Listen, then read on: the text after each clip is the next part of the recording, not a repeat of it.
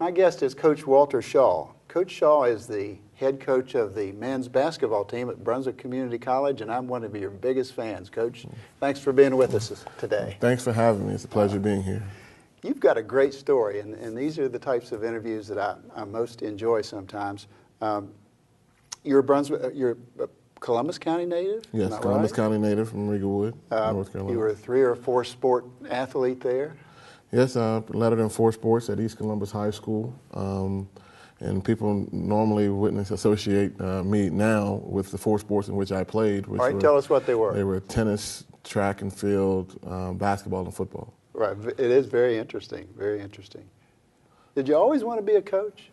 Yes, I always wanted to be a coach. I thought I would be at an early age. My goal was to go to college, be a physical education teacher and coach at the high school level. And then some opportunities came to me while in college that allowed me to be a college coach. All right, you're 13 or 14 years old. Are you already thinking then maybe I want to be a coach?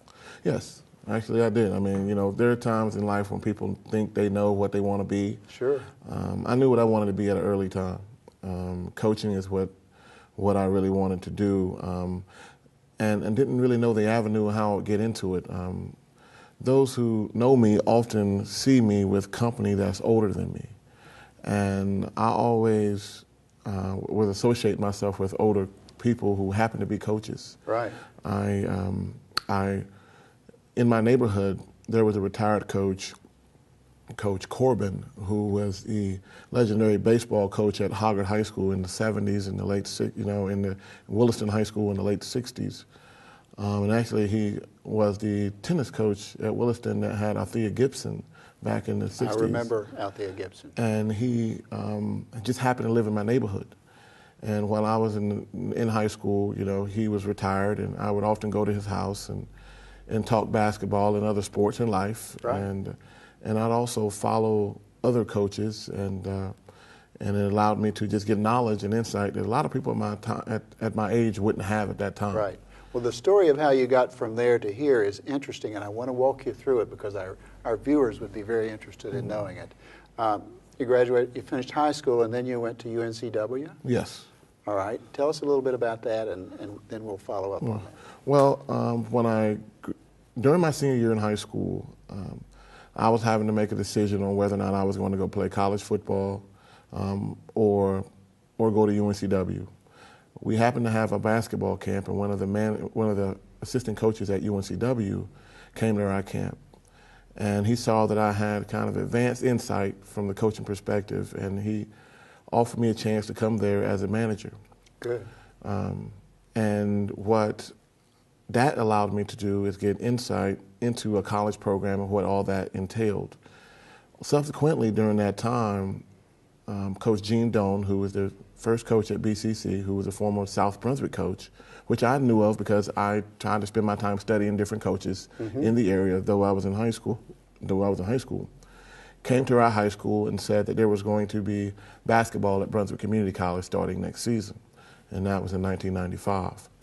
And you saw an opportunity. And I saw an opportunity, but I didn't know how I would get there and what would happen. What happened there, however, is I went on to UNCW, and a couple of my high school teammates went on to BCC as a part of their first class. Okay. And during that time, BCC didn't have their own facility, and myself as the rookie manager at UNCW was responsible for allowing BCC to come into UNCW and practice. All right, let's stop for a minute because I want our viewers to appreciate that it's only very recently that BCC has had its own facility, and for a number of years, you and your teams played where? We played at every gym in Brunswick County. That's right. Yeah. Every high school, every middle school. We even would have practice even at the park at times or at the Southport gym. So over the years, you were building a top-flight program with virtually no facilities in which to practice and play. That's correct. And you know, all that we used to say and the mantra we used was, as long as we have 2 baskets and a ball, we were okay. Right. And so what as my role as the manager at UNCW and seeing how BCC needed help, you know, at the end of that year, I approached Coach Doan about the possibility of me joining his staff. He didn't have any help. To be an assistant to be coach? Be an assistant coach. Right. The Coach Wainwright, who was the head coach at UNC Wilmington at the time, I talked to him about the possibility of, trying to learn more about the game, and he offered me a chance to, or he gave me a suggestion to either see if I could join BCC or maybe go help over at Hoggard High School with Coach Sheila Bowles at the time. I chose BCC because I felt more comfortable and I knew the staff. Sure. And I knew the team because I not only had I played against most of them or played with them in high school, I got to know Coach Doan pretty well as a mentor. And within a few years, you assumed the head coach position. Yeah. Right. At that time, I took over as assistant coach for the remainder of my college stay, and upon graduation, the following year, I became the head coach. So at 23, I became the head coach of the BCC men's basketball team, and that was a shock also. I thought I was headed to Winthrop as a graduate assistant for Coach Greg Marshall, the famous now coach at Wichita State. But I got offered a job as a head coach at 23 years old, and I took it. And you've been here since then. I've been here since then. I had some of the numbers wrong, so I'm just going to rely on you. Okay. How many years have you been the head coach now at BCC? This is my 15th season. And you've won how many games? Currently, am I right? 299? Currently sit at 299. At the time of the taping of this show. At the time of the taping. We hope to get 300 tonight. We have, but also, that is an average of over 20 wins a year. Fantastic. And we've had 10 20-win seasons. Played 5 conference championships, 2 tournament championships, trip to the national tournament in Kansas, and we've lost for the chance to go to Kansas to the national tournament in the last 2 years. But we're very proud of our program and what we've been able to accomplish. You should be. And some of our viewers will be surprised to know what an enormously successful program you've had here these last couple of decades. And of course, this is your chance to invite them to come out and see you guys play. Yes, we have a great brand of basketball. Every time we play on the court, people who watch us play for the first time are often surprised at the level of the talent that they see on the court. Absolutely. Very often you will see high-level college coaches there scouting. You will see anywhere from 5 to 10 Division I players on our team at any one time. And if you follow our program, you'll see those young men move on to 4-year colleges at a later time, and you'll see them either on TV or follow them through the internet. And we're going to talk a little bit more about your players, but let's remind them all that you now play at a terrific facility, the Dynagore facility at BCC. Yes, I mean, that has been a big-time blessing. Being in the situation we were, and for the voters to step up and help us, along with helping the entire community with all the needs of the community, which our need was just one of them, to have a first-class facility as we do. And I pride myself in saying I think we have the best facility of any 2-year college in the state. I bet. And now here's a question that came to my mind. How and where do you find your players? I know some of your players come from all around the country. Well, it's one of those things where success breeds success. When I started coaching, what I tried to do is get players from different pockets of the state.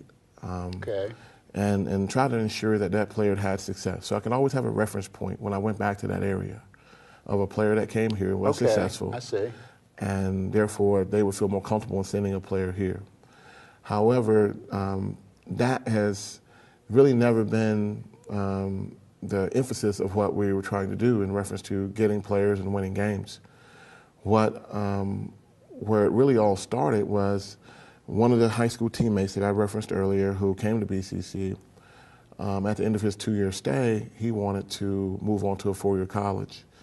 And at the time, BCC didn't necessarily have the infrastructure in place to help him with his courses, the necessary courses to get there. It took him an extra time to go back. So I had to learn the hard way about how to help young men get an opportunity to move to the next level.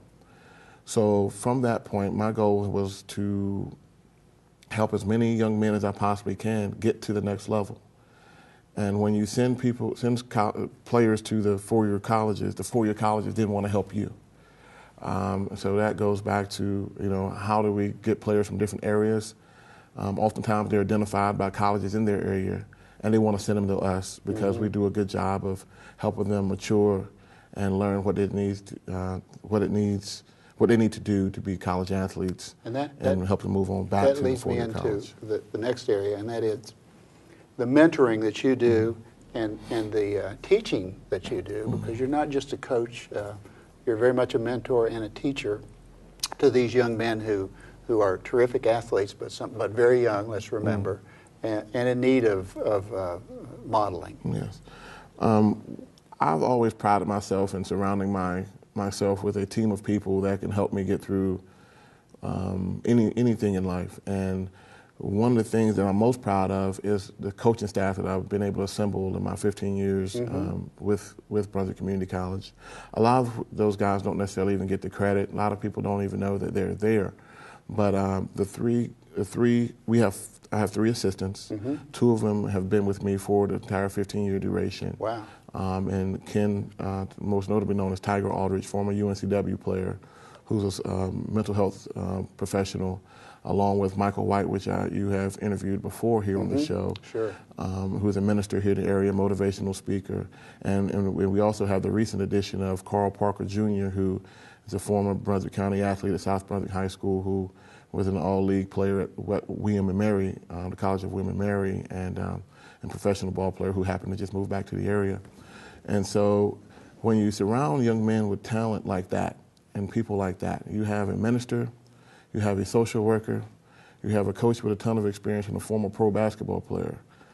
They have no choice but to figure out what it takes to be successful. Well, you get these young men, and they're very young, they're green, not yet completely mature, and your goal, I'm sure, is to leave them you only have them for 2 years, to send them on to a 4-year school as a much more mature young man and a much finer basketball player. And that's the goal, is taking young men who often don't know what it takes to make it. Right. Often they are first-generation college students, so Good point. Excellent. So their families don't even know what they're really up against. Sure.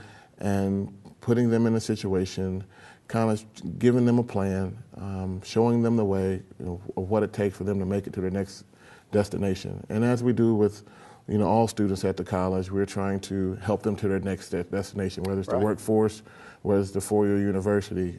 In basketball, most of these guys are trying to follow the dream of playing at a 4-year university. And many of them do. Yes.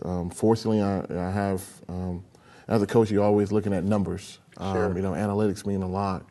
We've talked about the 15 seasons. We've talked about the 21 seasons. And the number I'm most proud of is there have only been 4 young men who've played in their sophomore year at Brunswick Community College and not got a scholarship to a 4-year college.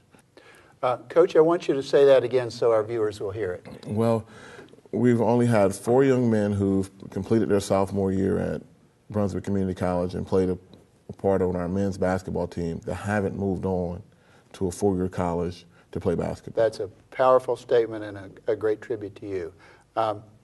We're about to wrap this up, but I don't want to wrap it up without asking you, where do you want to be 5, 10, 15 years from now?